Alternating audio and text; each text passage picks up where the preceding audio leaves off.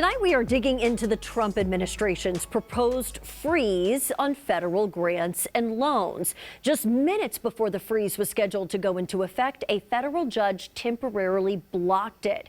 The pause applies only to existing programs, and it lasts through Monday afternoon. Now, the White House had planned to start the pause as they begin an across-the-line ideological review of federal spending, but as Fox 25's national reporter Matt Galka explains, this move sparked some confusion and some panic.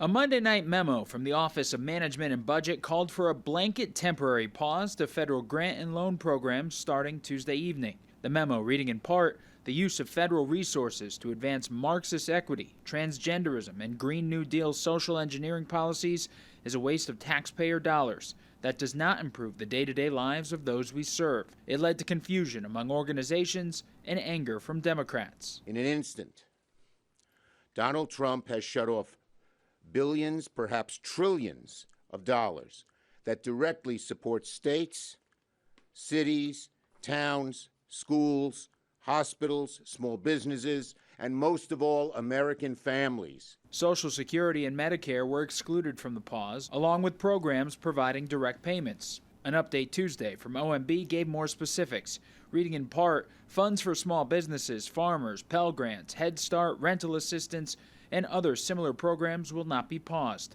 SNAP benefits were also excluded. What does this pause mean? It means no more funding for illegal DEI programs. It means no more funding for the Green New scam. Congress determines how taxpayer money is spent, and multiple organizations rely on it to operate. Some Republicans back the move as standard for a new administration. I suspect what's happening is something most Republicans would be supportive of. Again, a lot of these programs are not things that we agreed with, that we voted for originally. While Democrats questioned the legality of pausing promised money. No one voted to wake up this morning and wonder whether their child would get the care they need, wondered whether or not their parents would be kicked out of a nursing home. Reporting in Washington, I'm Matt Galka. Oklahoma, one of the nation's top beneficiaries of federal dollars, according to the Oklahoma Policy Institute. Last year, Oklahoma received more than $14 billion in federal grants that were used to support programs and services like child care, transportation, housing, food security. The organization also found Oklahoma one of the nation's top beneficiaries of federal dollars, meaning our state received more federal dollars than what taxpayers sent to the federal government. State Superintendent Ryan Walters is weighing in on the president's effort to freeze federal grants and loans.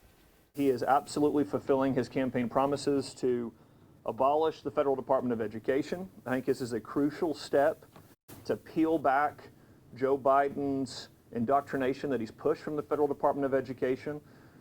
We are moving quickly to make sure that we comply and work closely with the administration as this freeze goes into effect, we're being told this afternoon. So we will work very quickly to make sure to work with the Trump administration to make sure that we are in compliance. Walter says he believes this is a great first step towards ensuring there's no more federal overreach in public education. The original memo rolled out by President Trump's budget office ordered a freeze on all federal financial assistance and left Oklahoma universities and students questioning what it would mean for student loans and Pell Grants. Now, the University of Oklahoma's president sent a message to students telling them the U.S. Department of Education has confirmed today funding for federal student loans and Pell Grants will continue without interruption, and the university's Student Financial Center will continue to process federal aid. Now, President Joseph Harris Jr. said the university will continue to gather all available information and review it as quickly as possible so they can understand the implications and next steps. The university also developing a web page with frequently asked questions in order to share information in real time. We also reached out to UCO and OSU. Both schools told us they're evaluating the memorandum and any potential impacts it could have on their institutions. Many nonprofit leaders across Oklahoma also concerned, wondering what they should do amongst the federal funding freeze confusion. Fox 25's David Chasanoff spoke with the Oklahoma Centers for Nonprofits. David, what is their message to people in this situation? Adam Wendy, Marnie Taylor here at the OKCNP is telling nonprofit leaders to not panic and instead to rely on their support system to get through this. This morning, I mean, literally my inbox was filling up. My phone was filling up with people because this is my universe, all the people who run these wonderful nonprofits that might be affected. Marnie Taylor leads the Oklahoma Center for Nonprofits.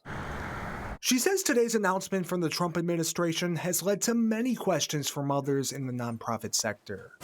They were talking about furloughing employees. They were talking about, how do we pay our vendors? They were, this was an immediate crisis for many of them. Taylor says many nonprofits rely on government money. She adds that on a national scale, a third of nonprofit revenue comes from federal funding.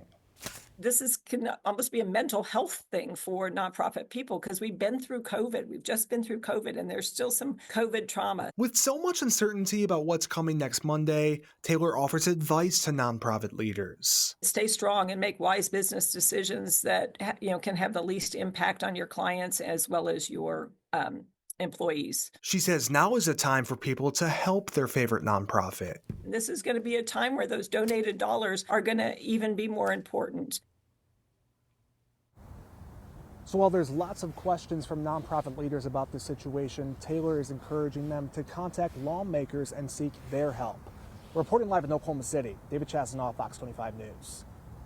David, thank you. Nonprofit Hunger Free Oklahoma also weighing in on Trump's temporary funding freeze. The nonprofit's urging Oklahomans to not panic, but considers it a fluid situation. The details of the funding freeze have since changed, making it more difficult for some people to follow the details. A spokesperson for the organization says they're keeping an eye on what's happening in Washington. Our Double Up Oklahoma program matches SNAP dollars dollar for dollar to help people buy fresh produce. Based on the newest memo, we think it's safe, but we don't know for sure and won't know for a while.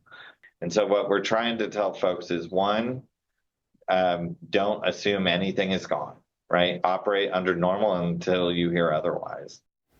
The White House released a statement saying those who receive SNAP, free and reduced school lunches, rental assistance, and other similar programs will not be impacted by the funding freeze. Another program that could face an uncertain future is the well plugging program. The Oklahoma Corporation Commission, in communication with the Department of the Interior to identify the potential impact on its $102 million infrastructure investment and Jobs Act grant application to plug abandoned oil and gas wells in the state.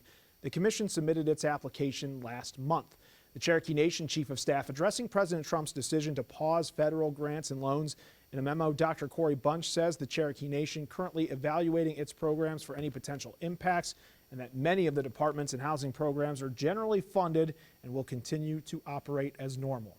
House Tribal and External Affairs leader Scott Fettgatter is working to assess the potential impact of a federal funds freeze. In a statement, Fettgatter says he's working with state agencies and Oklahoma members in Congress to make sure the needs of Oklahomans are met. He's also working to ensure critical services to Oklahomans go uninterrupted as possible. According to Fettgatter, those who have been receiving Social Security benefits, Medicare, or other forms of aid will not be left without care. And that was your big story breakdown tonight. You can learn more about the temporary pause of federal grants and loans on OKCFox.com. Plus, you can watch all of our previous coverage and big story breakdowns on our YouTube page. Scan the QR code on your screen or search OKC Fox.